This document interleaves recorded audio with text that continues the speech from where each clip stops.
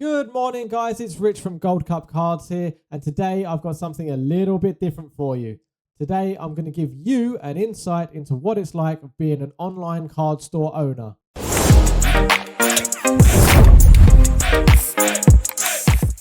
I created this video to share my journey of building a business in the hobby and hopefully help anyone who has the same aspirations or is on a similar path to opening up their online card store. I'll discuss why I'm taking such a massive risk, what I've learned, what obstacles I've overcome along the way, and where do I go from here. I'm probably much like all of you who have grown up absolutely obsessed with football. All of my childhood memories are centered around the sport, from going to watch my first live game to trespassing at the local school to go play football with my friends to completing the 1995 Premier League sticker album. I still remember vividly receiving the final sticker to complete the album. I will never forget you, Des Walker. I got back into collecting about 18 months ago and have absolutely fallen in love all over again. So I decided to start a business in the hobby, turn my passion into a career, and build a legacy for my football mad kids, or at least show them that I had the courage to try. Hopefully, whilst indulging in my own nostalgia, I can help to create those memories for young collectors or help the older collectors get in touch with their inner child, just as I did when I came back into the hobby. And yeah, I just believe that we're all big kids in this hobby and we should really embrace that. Yeah, so that's why I'm here. So now let's talk about where I am and where I'm going. We've recently just finished our launch sale, which marks the first month of opening for business as an online card store and being an online card store owner, which still hits me with a massive sense of like imposter syndrome, because I don't think that I'm worthy of calling myself an online card store owner yet, because I haven't had, a massive degree of success. I feel like I do feel a little bit of a fraud when I use that term. Like it doesn't feel quite right yet. So yeah, there's definitely some sort of imposter syndrome like I've got centered around that. I don't think I can really call myself an online card store owner until I become like a big, huge success in the hobby. So, that's my aspiration. Like that's where I want to be. But at the moment, it just feels like I shouldn't be allowed to call myself an online card store owner yet. I've been putting a major amount of effort over the last month into the website, into organizing stock and developing a social media presence, which for me is massively outside my comfort zone. I am most definitely an introvert. So, yeah, that's been a little bit challenging. But again, that's why I'm here. That's part of the game. I want to be able to challenge myself and take myself out of those comfort zones.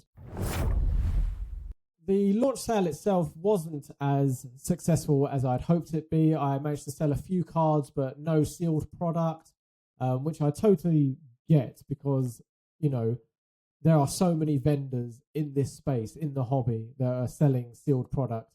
And I haven't yet built that reputation in the hobby or developed those, relationships yet. For cards, it's slightly different because I can be the only person in the world with a specific card on sale at any one point. With sealed wax, as I say, everybody's selling it at the same time. So that hasn't dampened my spirits so much. I thought that the sealed wax would move quicker, it being a 2023-24 Panini Prism hobby box. And with the launch sale discount code, it would have been cheaper than anywhere else that I could find it. But yeah, I need to develop that trust within the community first. But to have that amount of capital tied up in stock at the moment that isn't moving is slightly concerning, because my model is, at least in the short term, based around the sort of churn and burn. I need to get product in and out as quickly as possible. to generate some profit and then reinvest those profits into more stock.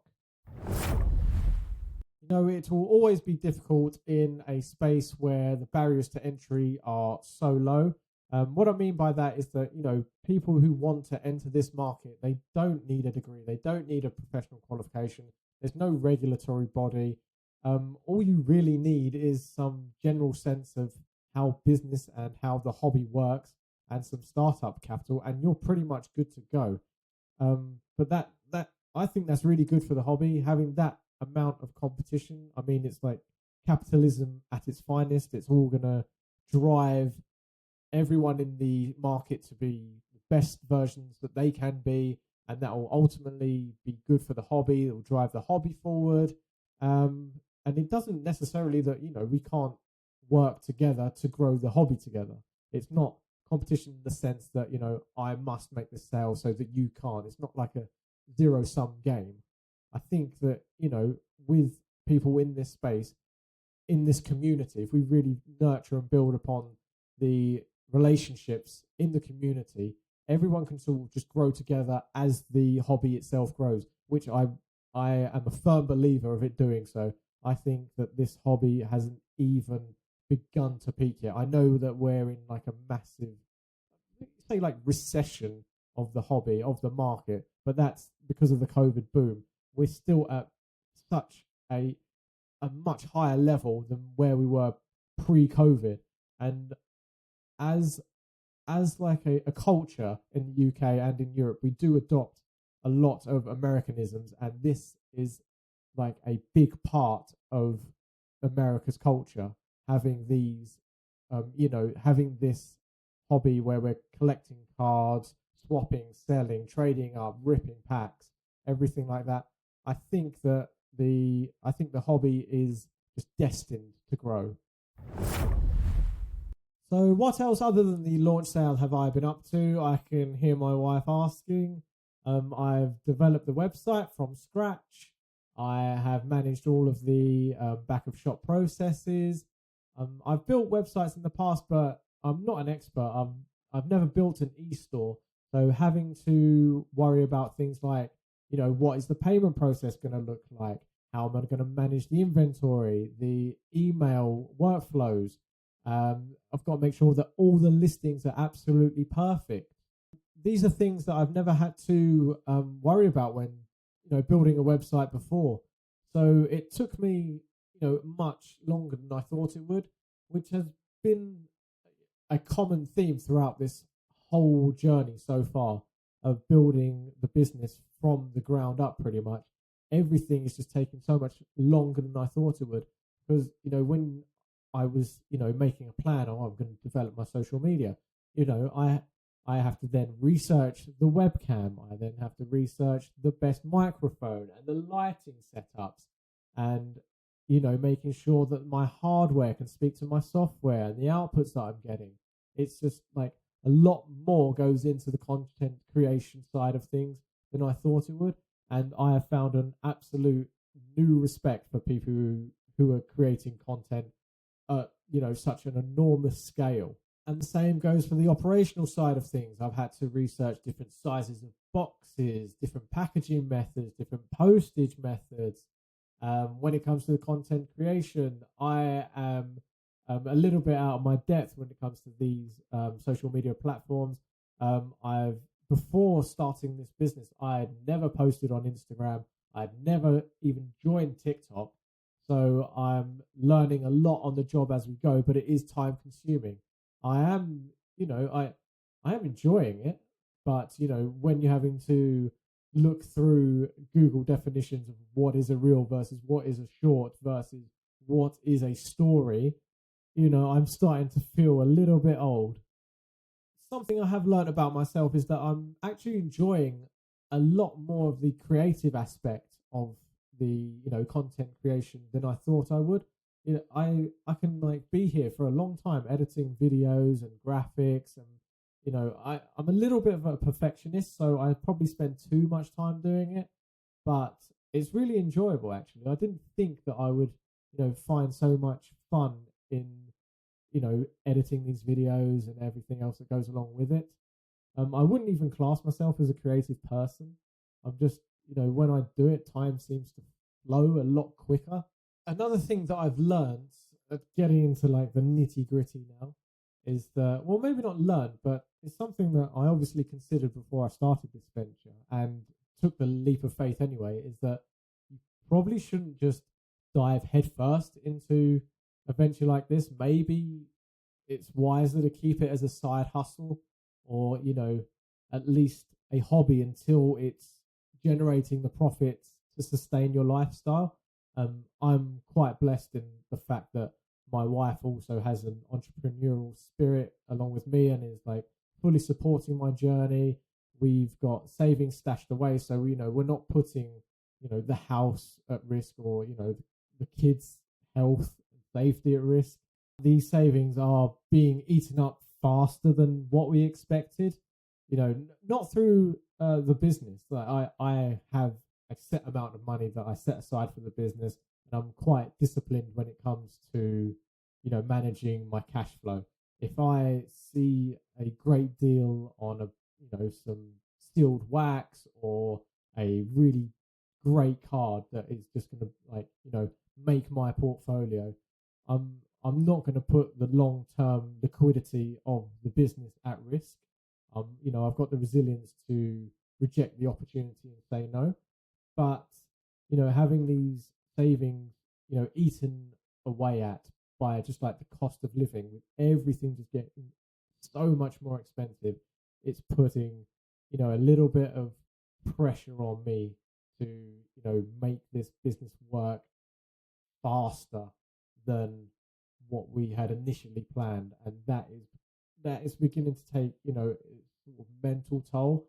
So perhaps keeping it as a side hustle is a better path for somebody else. But I've taken this leap now. I'm absolutely all in, and I'm going to give it my best shot. So, so I was going to leave it there, guys, but I think I need to be like completely honest and transparent with how much of an effect that this is having on me. Um, with sales being slower than I thought that they would be, especially on the sealed wax side of things, to have that amount of capital tied up in stock is, scary. And it's meaning that I'm feeling the pressure to work harder, which means something else in my life has to give way. And that at the moment is coming from time with the family or time spent on self development or something like that. I used to visit the gym regularly, but now I just don't have the time for it. um, and even if I did go, I would think that I would feel guilty going, knowing that there's still work to be done on the business, especially when things are a bit slower. I just would have like a tremendous sense of guilt, sort of enjoying myself at the gym. But yeah, it is starting to take a mental toll in that. Yeah, I can't find the work life balance at the moment, I guess is what I'm saying. Um, if any of you guys have been in like a similar situation and can offer maybe some advice or some tips and help, that'll be like greatly appreciated. Yeah, I'm just starting to feel the pressure at at a crucial time, especially in my family's lifetime, because my kids are 1 and 4. These are like the precious years where I want to be able to spend the most amount of time with them. That's another big part of why I started this business, because of the flexibility that it offers me. Yeah, so like I say, if any of you have experienced this kind of dilemma, I'd love to hear your thoughts and what you experienced and how you sort of made that compromise and how you found that balance. That I think that would be really helpful. I know this is beginning to sound like a Debbie Downer episode, but I thought that I should be completely transparent, and I think given an honest view of what it's like to start this business, I think that can, help other people along the way. Maybe avoid the mistakes that I've made, and make better decisions for themselves. It's also helping me learn to sit down and assess where I am and where I'm going. It does help like build a pathway for the future as well. So yeah, at risk of getting even more um, woe for me sad story, let's talk about the content creation. The content that I've made so far hasn't really um, you know gathered the engagement that I was hoping for. I've got a few click throughs from social media onto the website, and then made some sales that way, which I think that's really positive, especially in like the first month. I think that's I'm giving myself a little bit of a pat on the back for that one. So like we're turning this negative episode into something positive. On the content creation side of things, I feel like I should be posting a lot more than what I am at the moment, but that comes back to the fact that editing, recording these videos, and designing the graphics, these are tasks that are taking me a lot longer than what I anticipated. But I'm gaining experience in the process. I'm getting faster, which should help speed up the turnaround time and get more content out there quicker. But all in all, I'm really proud of my efforts, and I am actually really enjoying the process. I'm really enjoying myself building this business. Um, I think that it's obviously got a long way to go, and I can't wait to create more value-driven content. I feel like at the moment it's been mostly me either advertising cards or advertising the launch sale. I really want to get to, um, you know, delivering some valuable content to the audiences. I made like a 4-minute video on how I thought Julian Alvarez's move to Atletico Madrid um, was going to affect his card prices. I uploaded that to TikTok, and I don't know if TikTok was the right platform for it. Maybe you guys can help me out with like yes and no. Like, that's something that I really enjoy is researching a player's cards, their price history, looking at the comps, researching trends, seeing how the macro factors of the footballing world can affect a player's market. Just from following some card slot owners in the US and looking at the NBA players, looking at the NFL players, looking at the MLB players, they can have like one good game or like just their team reaches the playoffs and their prices will go to the moon. That doesn't really happen in the footballing industry. Uh, I think that's because maybe they have like fewer sets and they have like a definitive rookie card, whereas like we sort of don't. There can be like Panini released their rookie card like a season after Topps Chrome releases their rookie card. So, but still, nonetheless, I really, really enjoy it. I still do believe that there's value to be had there, just not so much immediate value. One of the biggest success stories that I've had of buying and selling cards was watching the Bundesliga first couple of weeks of last season when I managed to catch a couple of Leverkusen games and saw how amazingly well they were playing with Florian Wirtz as being like a key component of that team and their form. And I just sort of jumped on a lot of his rookie cards, and that must have been what, September, and by December, by January, I was selling them on for maybe 3x. So now that the season is finally kicking off, I will be able to bring you that kind of news from not just the Premier League, but from Europe's biggest leagues, and see if there are any worthwhile investments to be had. I'll be transparent as I can with those. I don't want to fall foul of any sort of pump and dump accusations. Naturally, I'm going to follow the players that I am more invested in, but I will be honest about my position with all of those players. I'll be bringing you more reveal videos. I'll be sending some cards off to PSA soon, so I'll record those when they get back. I'll continue to put in the work, delivering some cards on my eBay store and on the website, and more content for you to enjoy. If you have anything that you feel would be of particular interest of you or to others, please do let me know in the comments. I'll definitely take a look. I hope it didn't get too depressing. I know it might not be coming through, but I really am enjoying the process and the journey of building this business. And I don't think I could be in a better suited industry. I'm absolutely obsessed with football as much now as I was when I was a kid. And I just love watching football. I love studying players. I love studying the market. So all of those things together, I'm absolutely thrilled that I can at least give this a go and try and turn it into a career. Yeah, so thank you for watching, guys. I brought this video to you because I just think that there's an opportunity here for me to share my journey with you and show you what it's really like on the other side of the on the other side of the website, on the other side of the social media account.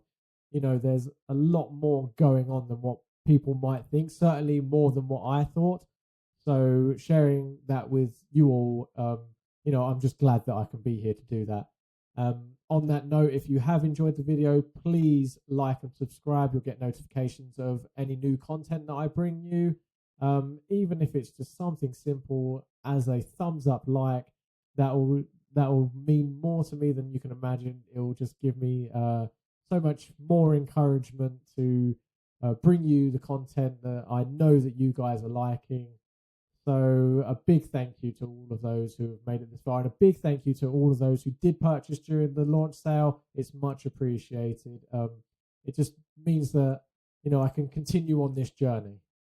Guys, if you did need any sealed wax or want to take a look at the beautiful cards that I have on my website, please visit me at www.goldcupcards.com or check out my eBay store, Gold Cup Cards. If you find anything on my eBay store that is £50 or over, I most likely have it on my website cheaper than I show on eBay, because eBay takes a massive amount of fees. If there is an item there that is 50 quid and over and is not on my website, please feel free to drop me a DM. I'm always looking to make a deal. So yeah, thank you once again, everyone. Have a great day. See you next time.